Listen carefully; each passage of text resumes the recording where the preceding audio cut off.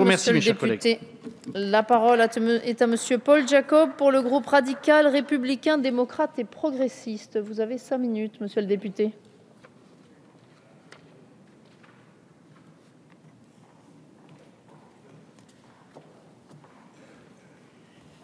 Madame la Présidente, Monsieur le Ministre, je vais être un peu dissonant.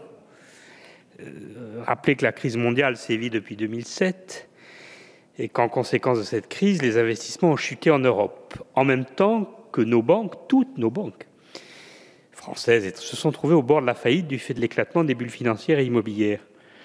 L'Union européenne a d'abord opposé, à l'unisson de plusieurs États membres, parmi lesquels la France est particulièrement distinguée dans l'aveuglement, une attitude de déni qui confinait à pathologie. On se souvient des déclarations de M. Barroso affirmant en 2008 que l'Europe ne serait pas touchée par la crise. Et puis les institutions européennes, les États ont réagi pour sauver le système financier. La BCE s'est engagée dans le refinancement des banques à taux quasi nul, puis négatif en termes réels. Elle s'est lancée dans le rachat massif de bons du Trésor, d'abord hypocritement, c'est-à-dire à travers les banques qui les avaient souscrites quelques minutes auparavant, puis directement. Enfin, de manière ouverte, la BCE a pratiqué le quantitative easing, qui est à l'économie ce que l'irrigation par inondation est à l'agriculture. Les États membres, pris individuellement, ont aussi tout fait pour sauver les banques. Je vais donner des ordres de grandeur. On rappellera l'exemple extrême, les dizaines de milliards d'euros que le budget fédéral de l'Allemagne a consacré à conforter les fonds propres monstrueusement négatifs d'une banque dont peu de gens connaissent le nom, qui était Hypo Real Estate. Ça représente des dizaines de milliards d'euros d'investissement en fonds propres d'un État. Au fond, l'Union européenne et les États qui la composent ont fait toutes choses égales par ailleurs, autant que les États-Unis et la Fed, pour sauver le système financier. On l'a fait en Europe avec un peu de retard, avec énormément d'hypocrisie, mais finalement de la même manière et à des posologies, toutes choses égales par ailleurs, comparables. Nous risquons d'ailleurs de le faire plus longtemps, puisque la Fed prépare le terrain pour une remontée des taux en termes réels, ce qui ne semble pas encore tout à fait à l'ordre du jour en Europe. Cette politique d'injection massive de liquidités a eu un effet magique des deux côtés de l'Atlantique sur le monde de la finance, qui non seulement est ressuscité d'entre les morts, mais atteint un niveau de prospérité historique. Aux États-Unis, la surévaluation des entreprises financières en bourse est devenue complètement irrationnelle. Globalement, selon une estimation d'avril 2016, la surévaluation globale, je répète toujours la même chose, des valeurs boursières est de 79% et de 55% pour les entreprises non financières, ce qui doit donner, je n'ai pas fait le calcul parce qu'il aurait fallu rentrer dans le détail, une surévaluation des valeurs bancaires probablement de 200%. Il faudrait faire le même type de calcul pour l'Europe, mais on aurait des chiffres hallucinants.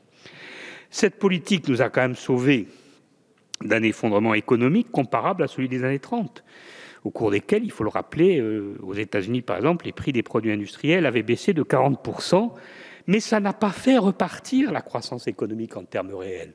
Pas du tout, ou de manière totalement marginale. Mais par une schizophrénie remarquable, pendant que la BCE inondait les banques de liquidités gratuites, notre belle Union européenne s'est entêtée à assoiffer les États et les politiques publiques en imposant l'assainissement budgétaire. On a fait appel à la statistique, théorisée de manière d'ailleurs erronée par les professeurs Rogoff et Reinhardt, mais aussi sans doute à cette fausse sagesse populaire qui veut que l'on s'enrichisse en payant les dettes pour aboutir à une orthodoxie budgétaire qui est à l'économie productive ce que le garrot est à la circulation sanguine. Il eût été possible cependant de mener de front les deux, c'est-à-dire l'investissement productif par la mobilisation des créances, des prêts destinés à l'investissement productif. Au lieu de faire du quantitative easing pur et simple, c'est d'ailleurs une des directions vers laquelle la Fed, si j'ai bien compris, la BCE va s'orienter. Mais pour le moment, ce n'est pas ce que l'on a fait. On a fait de la mobilisation massive de créances un peu n'importe comment, voire du quantitative easing pur et simple, c'est-à-dire des prêts sans contrepartie.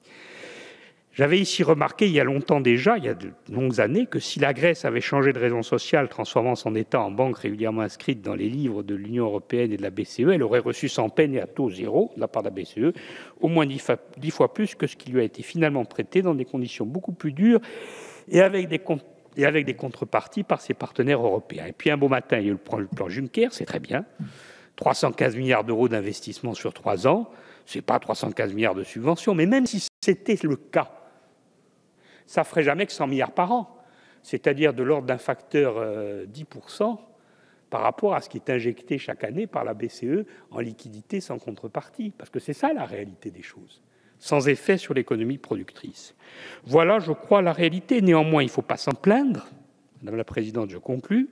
J'ai d'ailleurs eu la satisfaction discrète et modeste d'entendre le rapporteur de la Commission de l'Union européenne venu en Corse féliciter notre région pour sa mobilisation exemplaire des crédits, ce qui lui a permis de consommer l'intégralité des fonds, notamment FEDER et FEADER, jusqu'au 31 décembre 2015. Tant mieux. Mais même en allant dans le bon sens, les effets du plan Juncker et plus généralement des contributions de l'UE à l'investissement, l'Union européenne à l'investissement, risquent d'être balayés par la nouvelle crise financière qui s'annonce chaque jour plus proche et plus forte. Néanmoins, même si notre groupe ne croit pas au miracle et s'il fonde son approche d'évaluation des politiques publiques sur la rationalité, le groupe RRDP dans son ensemble constate les efforts de M. Juncker et de l'Union européenne et les approuve. Merci, monsieur le député.